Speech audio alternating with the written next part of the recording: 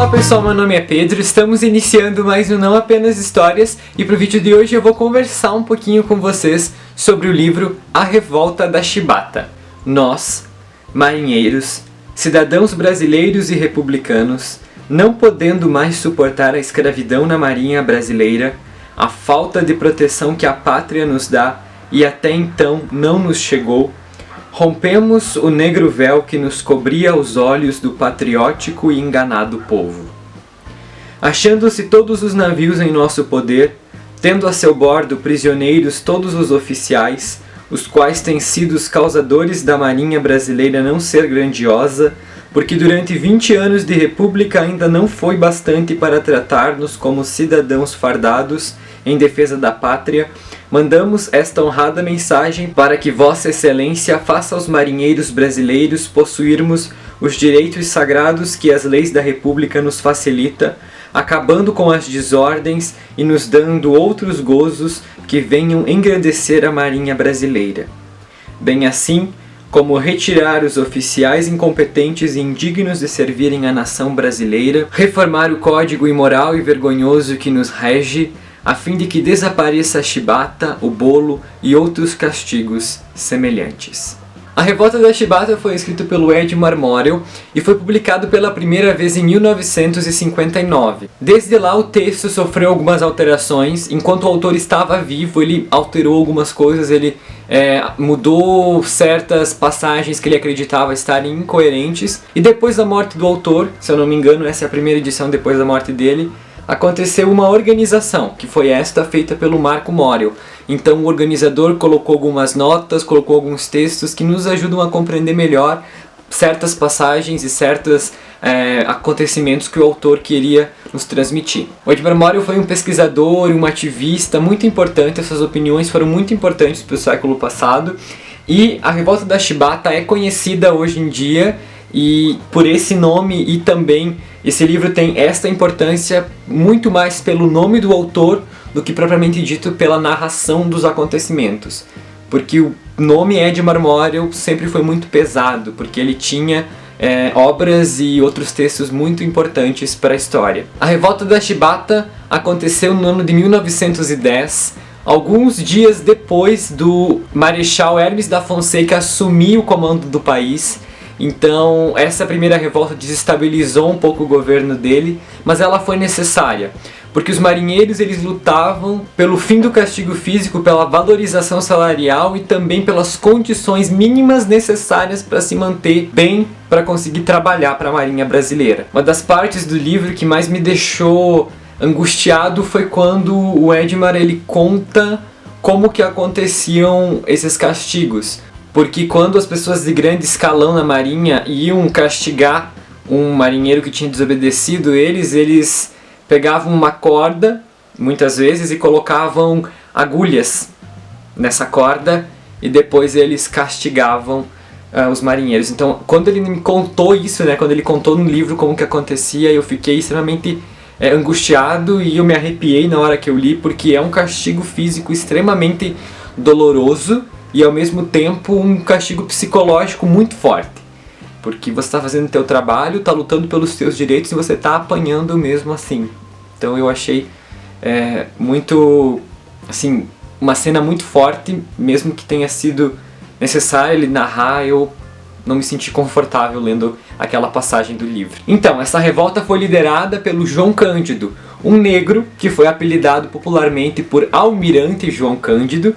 E ele organizou, de certa forma, a revolta, e ele comandou, ele foi o cabeça da revolta, e ele esteve ali preparado para manter os marinheiros na linha enquanto as suas reivindicações não fossem aceitas. O trecho que eu li no início do vídeo é a carta que eles enviaram para o governo pedindo que as coisas melhorassem, e foi por causa disso que aconteceu a revolta, Eles queriam valorização mesmo. Esse movimento ganhou um apoio político e popular muito grande, e foi por isso que, de certa forma, a curto e médio prazo, as reivindicações que os marinheiros pediam foram aceitas.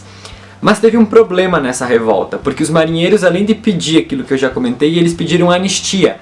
Eles não queriam ser culpados e penalizados depois que a revolta acabasse. E o Congresso Nacional, por meio de vários deputados e senadores que eram favoráveis à revolta concederam a anistia, mas depois que acabou o movimento, muitos marinheiros foram mortos, outros marinheiros foram punidos. O próprio João Cândido sofreu bastante depois que a revolta acabou. E além desse livro narrar a revolta da Chibata, ele vai contar um pouco mais sobre a história do João Cândido, a história de vida do João Cândido.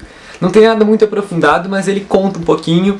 Ele fala que depois que acabou a revolta, o João Cândido foi internado num hospital para lunáticos, porque o governo colocou ele lá, mas na verdade ele era são, ele sabia muito bem o que ele estava fazendo, ele estava certo, lutando pelos seus direitos. E depois desse momento de glória do João Cândido, ele caiu no esquecimento. Ele viveu a maior parte da sua vida pobre, na miséria. E depois, com a publicação desse livro aqui, ele começou a voltar a aparecer na mídia, as pessoas começaram a valorizar ele novamente, mas ele já estava muito velho. Ele acabou falecendo num cortejo bem simples, bem humilde, porque realmente ele caiu no esquecimento. Ele foi um grande herói para a Marinha, foi um grande herói popular, uma grande força popular, mas não foi reconhecida e muito menos respeitada pelo governo. Eu gostei bastante de conhecer a história da revolta da Chibata e do João Cândido, mas eu tive alguns problemas com o livro.